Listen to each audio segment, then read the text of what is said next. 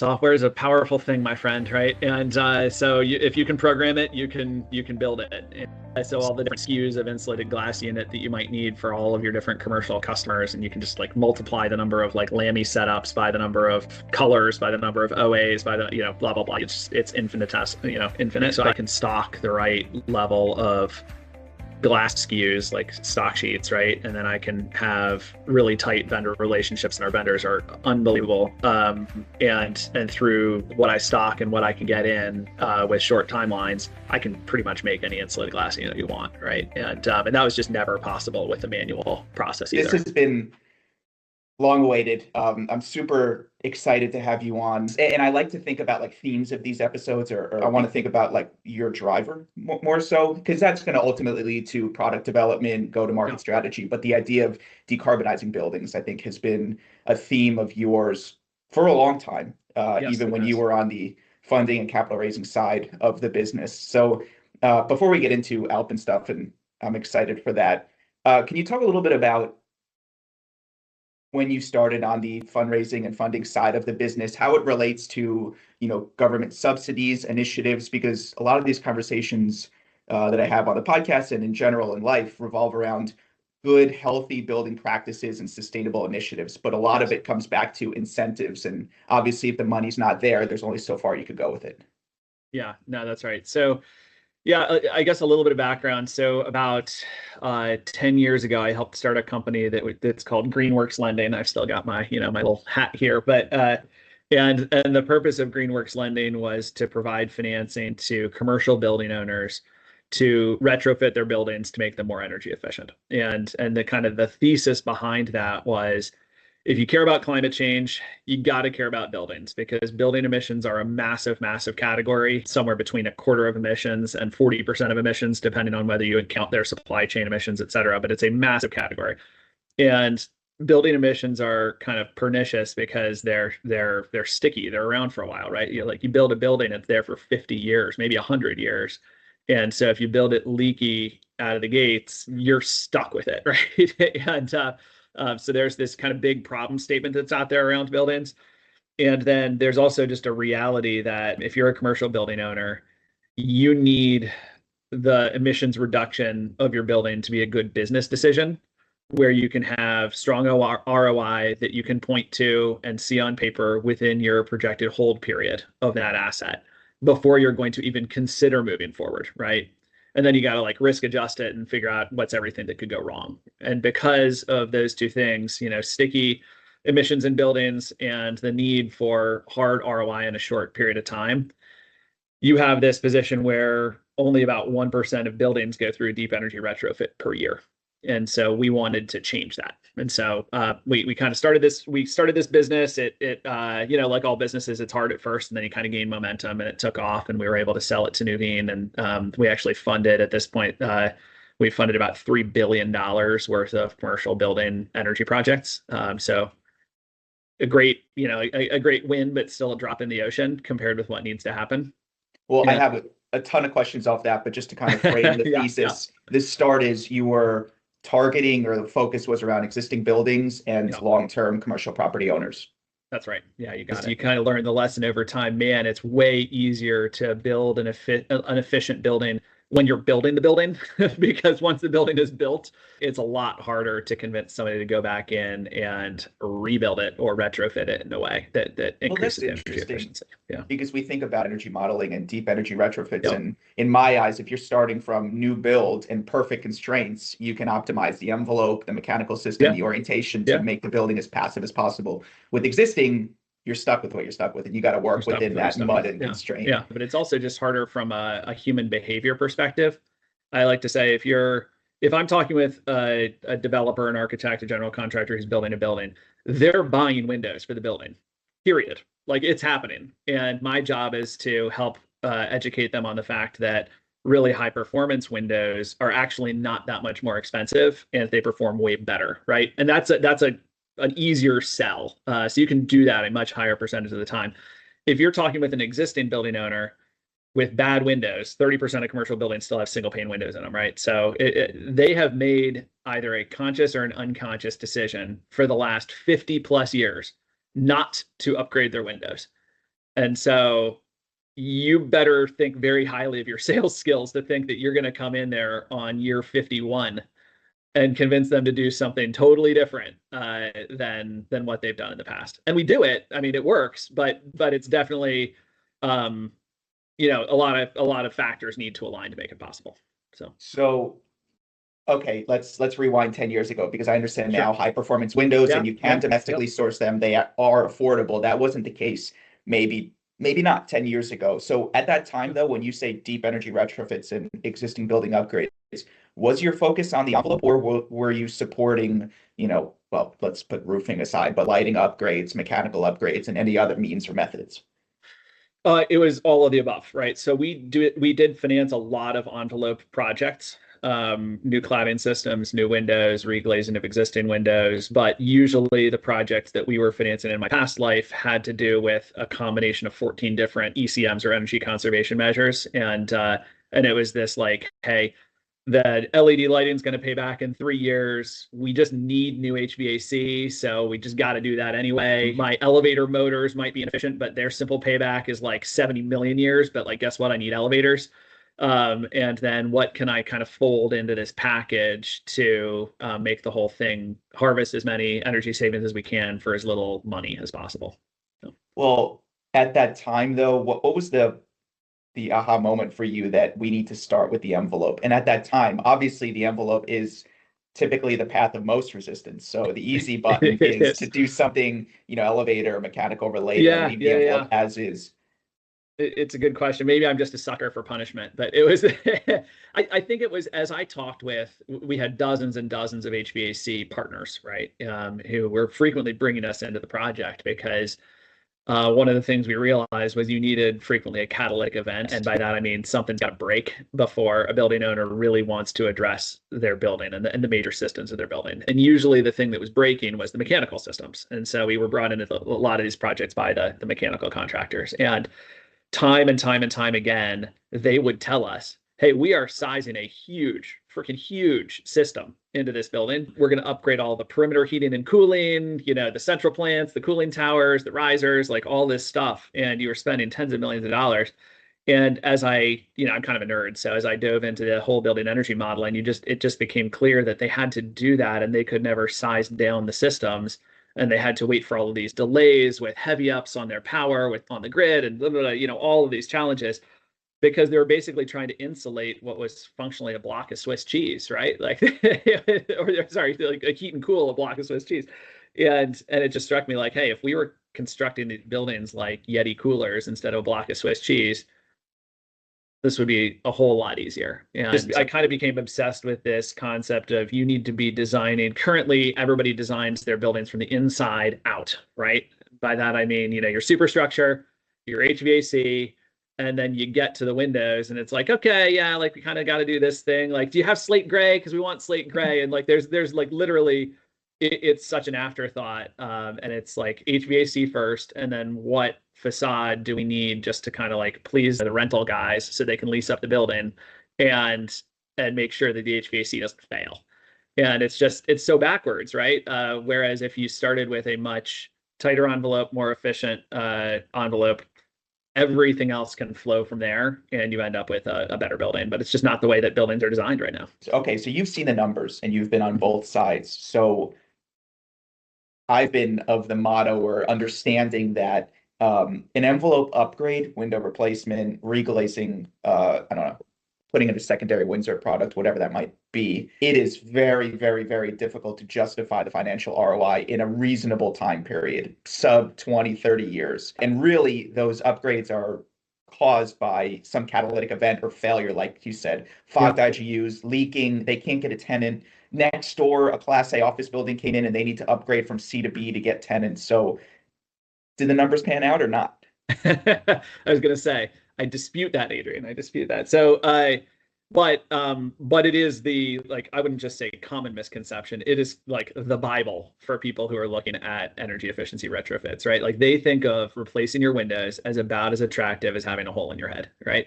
This thing is going to pay for itself over 75 years. Like by the time your grandchildren's grandchildren are going to college, like sweet, we did it. And in the meantime, you got to kick out all your tenants. You have 1,000 penetrations in your facade. Like this is a nightmare, right? What could go wrong?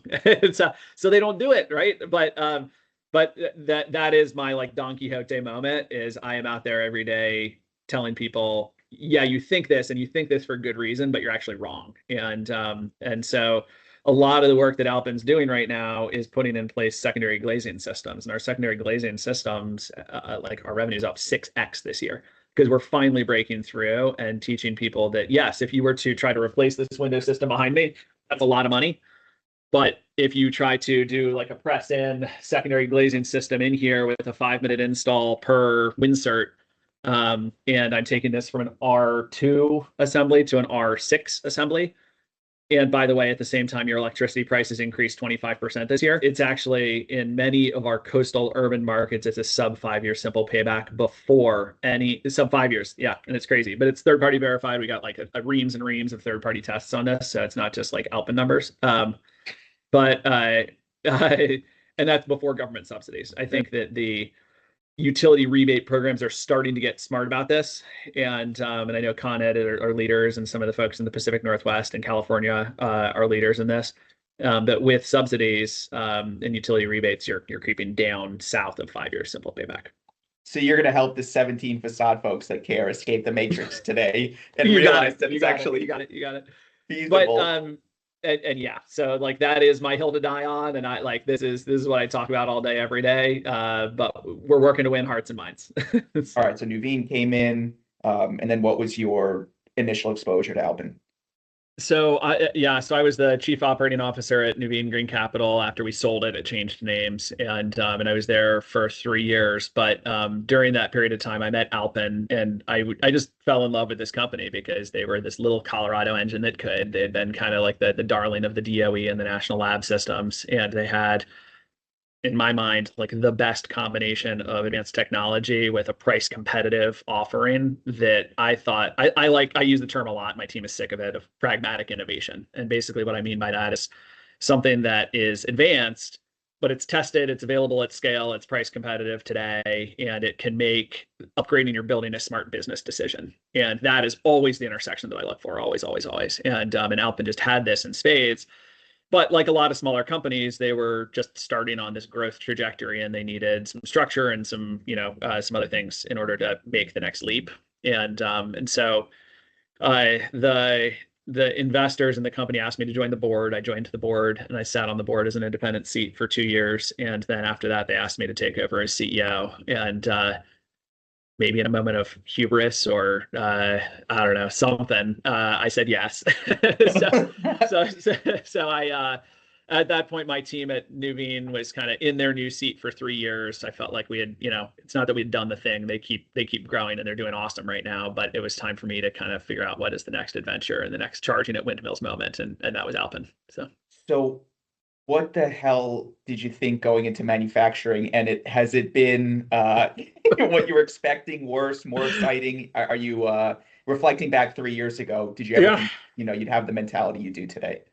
No, it's a great question because if you told high school me that I was going to be manufacturing windows, I'd be like, what are you talking about, right? But and at first it was kind of a shock because in my past lives, like my products in air quotes were dollars, consulting engagements, and software, right? Like, and those are all good businesses for a reason. And one of the reasons they're good businesses is because your product is not physical goods that you need to source from, materials from all over the world, manufacture flawlessly, ship to customers, deal with fallout. It's like windows are very physical, right? And I think it's one of the things that has drawn a lot of us to this industry is the fact that you see your work, you touch your work every day.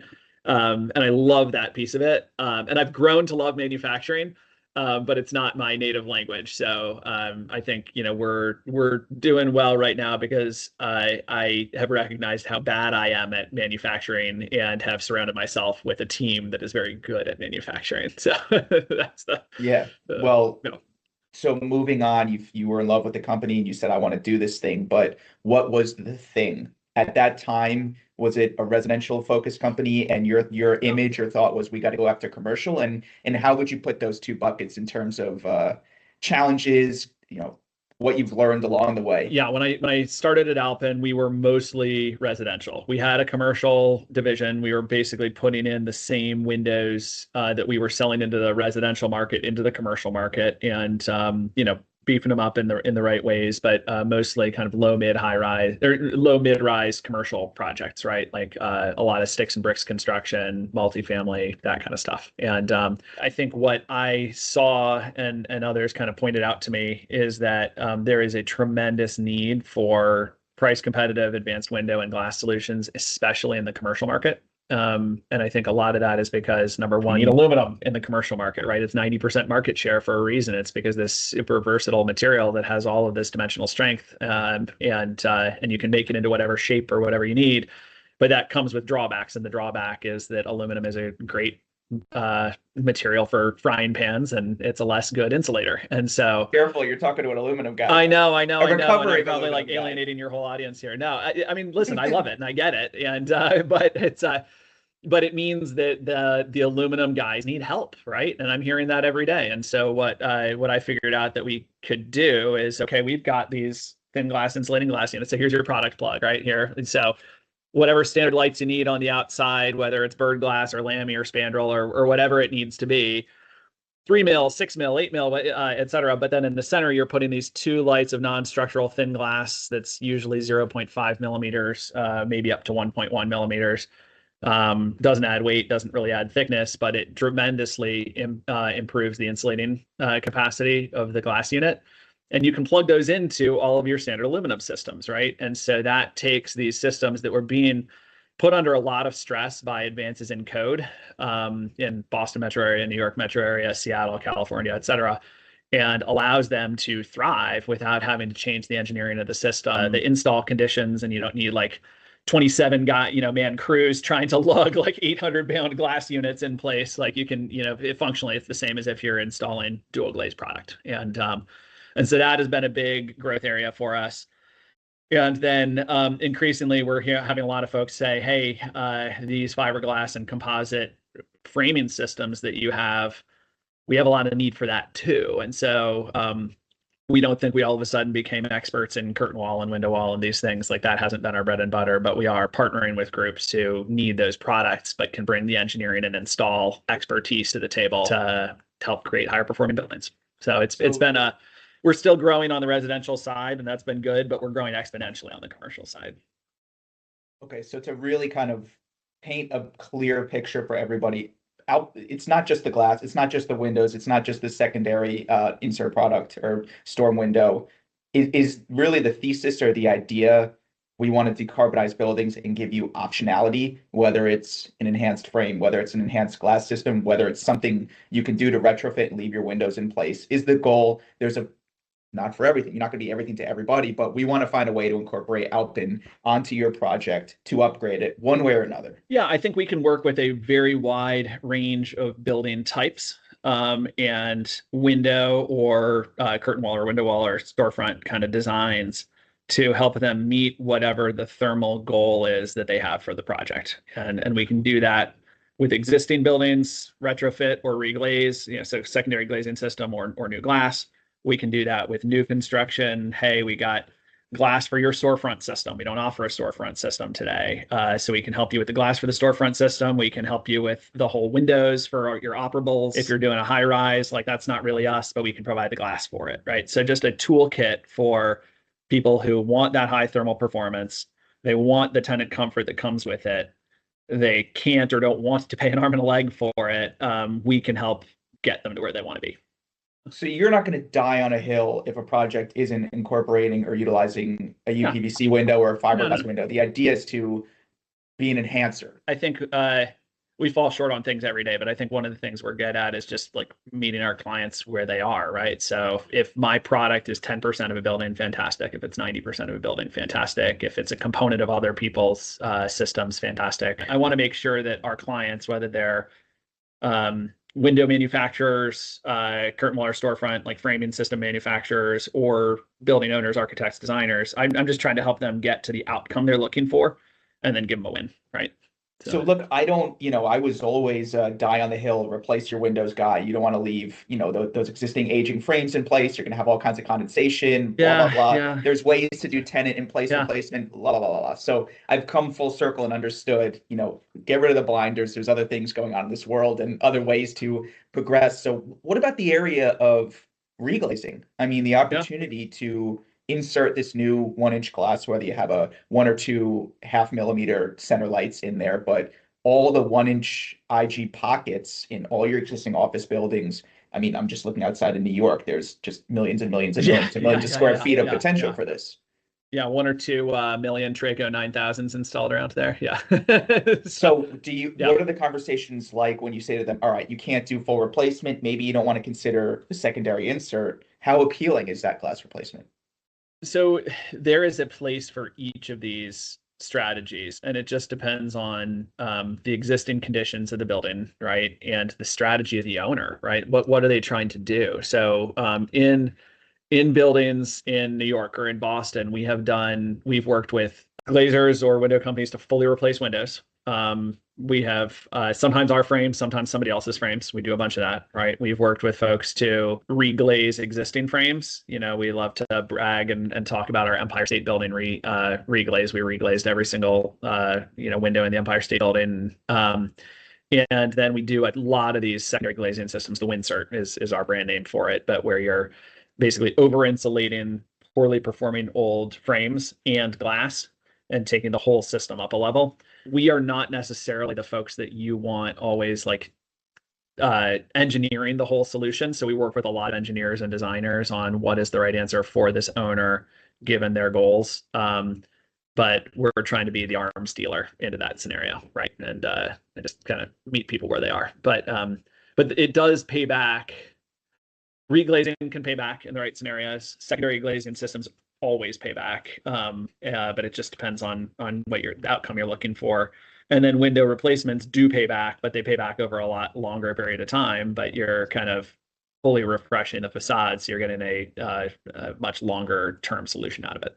So with some of these new governing jurisdictions like Alberta in Boston or Local Law 97, where you have some form of benchmarking and reporting tool, and all of a sudden the reality is, I think the fines that are in place, at least right now, whether it's $80,000 fine a year, $140,000 fine a year, it's a write-off. It's not going to necessarily justify a full replacement. Is that going to get ramped up in 5 years? Maybe. But I'm cynical. The boogeyman of Local Law 97 has been coming for a long time.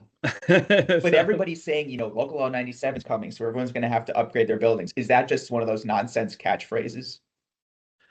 I am cynical about making sales based off of Local Law 97 because I have met and been able to work with a bunch of building owners in New York for a long time, and they all just like roll their eyes and move on to the next thing, right? Like, okay, I'll deal with it when it's here, and until then, it's not what's driving the decision. So none of our technologies or our approach to the market is based around those penalties. I'm trying to strip it all away: financing mechanisms, incentives, penalties, etc. Just looking at this soberly as a business owner.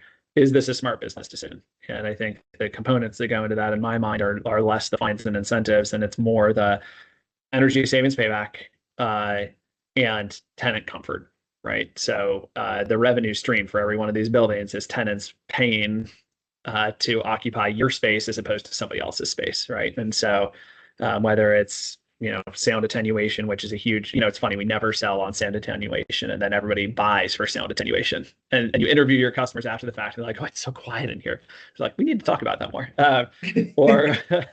Or comfort in buildings. We retrofitted a bunch of buildings out on the San Francisco waterfront, and San Francisco isn't necessarily the market where you would think man, we need to insulate this building. It's pretty miles, right? But you have these occupants of corner offices who get promoted up and finally get the corner office, and then they have to vacate their office every afternoon at 2:00 because they get absolutely baked in the sun, and they feel like the ant behind the magnifying glass just getting fried.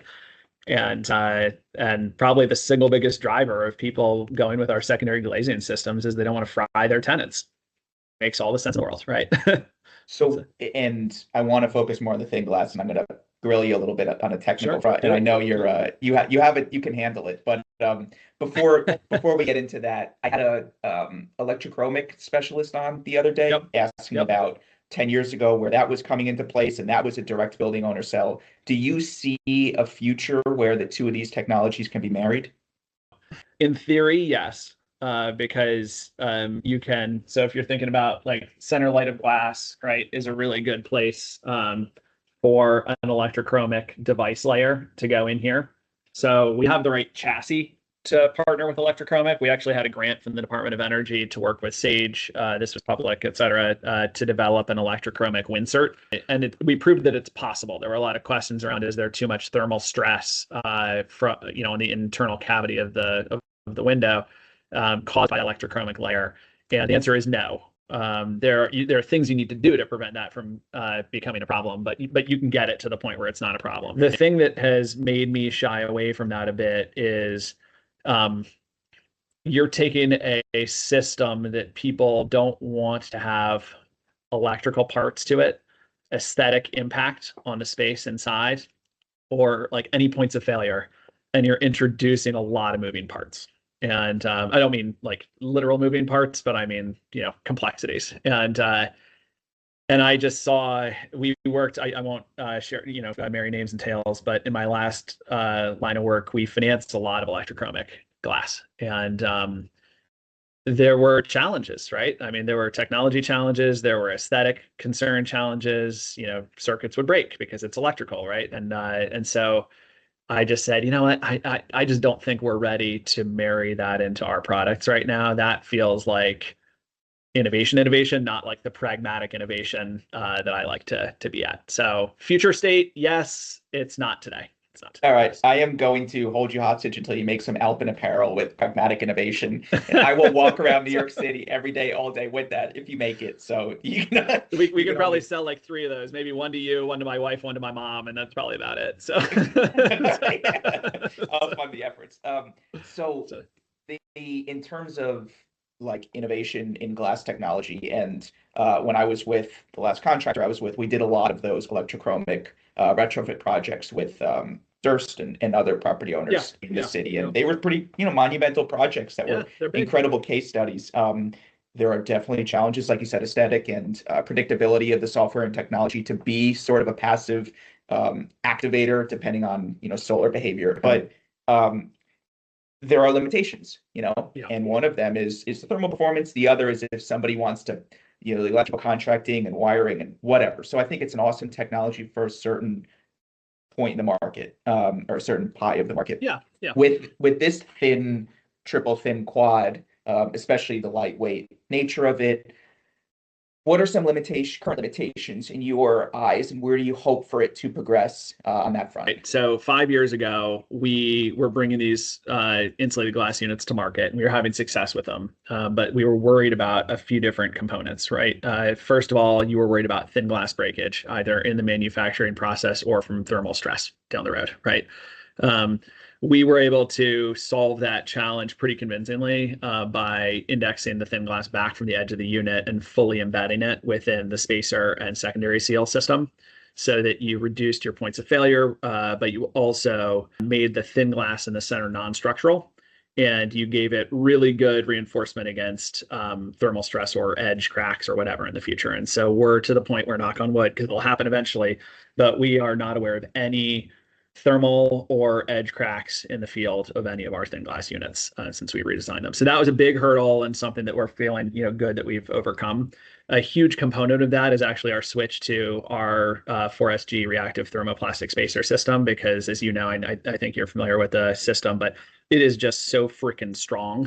So it is about 8 times stronger from the test that we've done and that our manufacturer HB Fuller has done than the spacer systems we were using before. And we weren't having problems with the spacer systems we were having before. They're great spacer systems, but it's just so freaking strong. So that is a big step forward, and it gives us the ability and the confidence to go really big with our units as well. And so that was a second challenge, was we were kind of limited in size at more like the 30 or 40 square foot level before. Now we're running very frequently kind of like 60 square foot units, and you can do a lot of, you still can't do everything. We're not doing like jumbos up to 20 feet tall or something like that, but 60 is pretty goddamn 60 is big pretty good. It's pretty big. Bigger than what I was expecting. Like 12 by 5 or 6 by 10, like you can do the vast majority of your units with a 60 square foot unit. So that was a big deal for us as well. That was also made possible by our automated machinery. We have 2 automated lines now. It was all manual before. And that was the third major thing that we overcame, was the just throughput. We have a team of just phenomenal craftspeople in Colorado, but on a bad day they could do like 90 units a day, and on a great day they could do like 120 units a day, and that was like kind of what was possible. And with automation, you can use the brains of those awesome craftsmen instead of their hands, right? And we can now do about 1,000 units per day in Colorado, and then about another 1,000 units per day in Pennsylvania. So increasing your capacity 20-fold is a pretty big deal. Well, that was 2 things that kind of, even before we were working together way back when, things that raised my eyebrow and got me interested is the price point is competitive. And I don't think this is charity work for you. So, you must be doing okay. So some things in terms of your cost of goods sold, you're doing something right for the manufacturing end. And what you open my eyes to is you can lend a lot of that to automation. It's not necessarily, and especially you studying overseas suppliers and understanding how a lot of them do it. What was the driver to bring some of that automation here to reduce costs? I think that it is the future, and I think it's not just the future, it's the now, right? Like, so if you look at what, there's a lot of talk from US manufacturers about the cost of labor in other countries, right? And it's true. Like we pay our workers at Alpen really well, and they deserve it, and you kind of need to. There's no choice either, but it's the right thing to do. But if you're doing that, then you better be able to have a lot of throughput through your plant in order to compete with $4 an hour labor from overseas. And as we were scaling up, we knew that we wanted to do it by increasing the size of our team a little and increasing our throughput a lot, right? And that's the way you do that, is through automation. So that was kind of driver number 1. Driver number 2 is just that there's a precision level that you can get with automated equipment that you cannot get with human operators. If I were making 130 insulated glass units per day, you bet your ass that my 128th is not going to be as precise as my second, right, of the day. That's just life, right? But our automated line, the 970th unit off the line, is exactly identical and has way tighter tolerances than any human could create, even on their second of the day. And the cost is coming down of this automation. So it was just the way to go. How do you balance automation with still being a custom crafted oriented company, especially when you start getting into specialty shapes and arch tops and curves and all of that? Software is a powerful thing, my friend, right? And so if you can program it, you can build it. And then the analogy that we use internally, right, is I need to be able to make 100,000 different cakes, right? So all the different SKUs of insulated glass unit that you might need for all of your different commercial customers, and you can just like multiply the number of like Lamy setups by the number of colors, by the number of OAs, by the blah blah blah. It's infinite, infinite. But I need to bake those 100,000 cakes out of the same 50 ingredients, 100 ingredients. And so that's actually far more possible, right? Like, so I can stock the right level of glass SKUs, like stock sheets, right? And then I can have really tight vendor relationships, and our vendors are unbelievable. And through what I stock and what I can get in with short timelines, I can pretty much make any insulated glass unit you want, right? And that was just never possible with a manual process either. How much has, in terms of testing durability and life cycle of these units and overcoming objections, how much has Lawrence Berkeley National Labs and DOB's support been an aid for you? Or it's mandatory, right? Like nobody wants to do what Andrew Zech says, like, these are awesome, sweet, like buy my stuff, right? I mean, again, maybe my wife and my mom will go for it, and that's pretty much it, right? The everyone else is right, like, in God we trust, all others bring data. And so the partnerships that we've had with Lawrence Berkeley National Lab, who actually initially Steve Selkowitz like invented this, right? So and then their advanced windows group there has been instrumental in helping to commercialize and test and put out all the deflection tables and the thermal stress tables and all these things, right? NREL and the team over there is unbelievable. The advanced windows group at DOE. The GSA Green Proving Ground, RIP, was unbelievable. IGCC, NAMI, so we're dual certified. Like basically, what I need to be able to show the market, you all, right, is number one, these things work. The performance is really, really freaking good.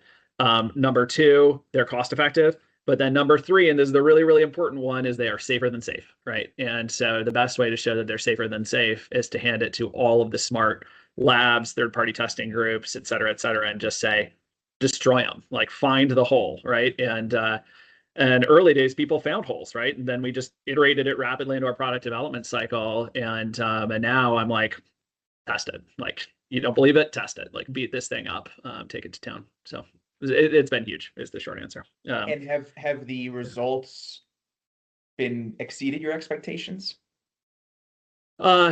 Yes. So two areas that our expectations were exceeded. I think expectation or area number one is the durability. I mentioned the spacer system before, but I think everybody would have thought of thin glass as like fragile, right? And in a way it is, but it's also super flexible. And most of the time when glass breaks, it's because it shatters, it's brittle, right? Thin glass just behaves very differently. It's very flexible. So you put these things in test chambers, the outer lights always break first and the center light breaks last, and nobody expects that, right? But so that exceeded our expectations. I think second thing that exceeded our expectations, and sorry to get a little nerdy here, but is the full window thermal performance, because I think everybody's trained and used to hearing these like eye-popping center of glass numbers, and like listen, ours are good. Like our thin quads with a low E on thin glass in the center get to 0.065, center of glass.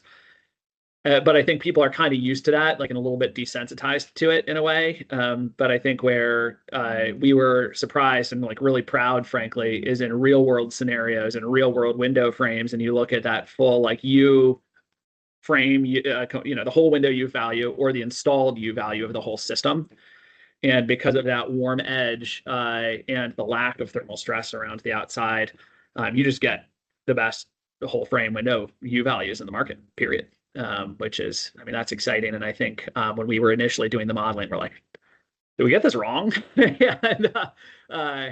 So anyway, that's part of the exciting piece of it. So I'm going to leave us with two calls of action. Number one, and this is a shout out, Steve Selkowitz, you owe me a podcast. He's the man. And there's a certain governing body that isn't allowing him to do so yet, but when I do have him, you will be You're gonna get him in trouble. Don't do that. Yeah. And then lastly, we need to go to Colorado together and show some people some of this. So I think it's gonna be really fun to capture the footage. We'd love to have you. I think it'd be really great. And yeah, thanks for having me on. I appreciate it. It's a lot of fun. Thanks, Andrew. Good. Talk soon.